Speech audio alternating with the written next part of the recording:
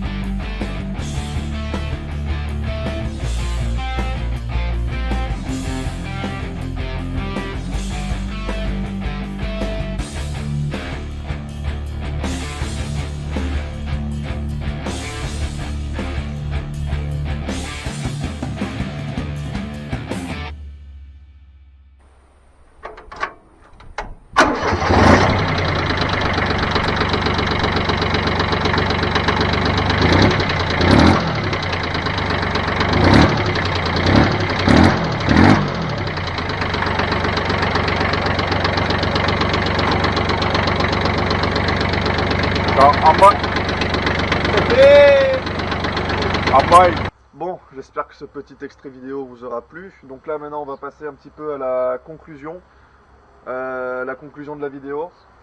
Le Kubota, je l'ai remonté donc en une après-midi. On a fini le soir assez tard. Je me suis retrouvé avec mon père à remonter le chargeur. On a fini à 22 h. Mais au moins on l'a fait. Quand j'ai dit je le fais en une après-midi, ben, je l'ai fait. et il a démarré et il a avancé, comme vous avez pu voir sur les rushs. Alors je l'ai fait avancer, je l'ai testé avant de remonter le chargeur, parce que si tout simplement le tracteur n'avançait pas, mais on aurait été obligé de démonter le chargeur, enfin de redémonter le chargeur. Et voilà, j'avais pas envie de le remonter pour rien, quoi. Je voulais vraiment tester. Le tout c'était de brancher les flexibles pour avoir un circuit fermé, un circuit hydraulique pour que ça fonctionne. Donc ça fonctionne. Le tracteur re-avance, voilà. Parce qu'avant, comme je l'avais expliqué, quand je passais les vitesses, quand ça m'a lâché, eh ben, aucune vitesse ne passait et la prise de force ne marchait plus. Enfin, tout ce qui était animé par l'embrayage en soi.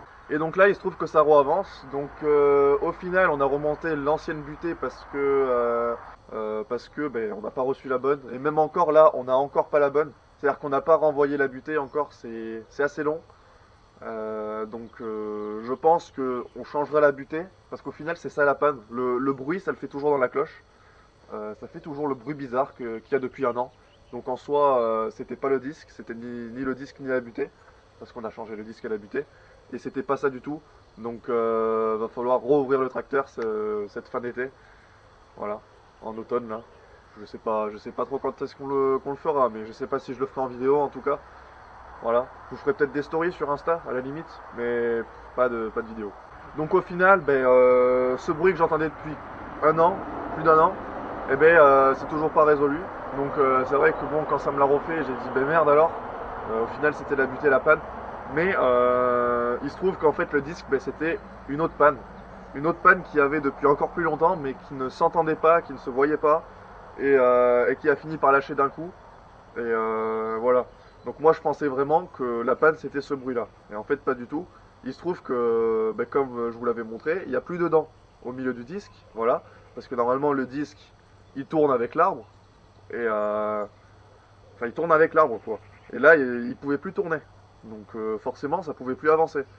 Là c'est tout lisse. Et donc ça ben, c'est pas une usure normale. Une usure normale c'est quand toutes les. Je sais pas si je peux appeler ça des plaquettes, mais c'est quand tout est bouffé. Et moi je pensais que tout était bouffé. Et en fait, c'est pas du tout bouffé. Je dirais pas que c'est neuf, mais c'est presque neuf quoi encore les plaquettes. Donc le problème c'est ça.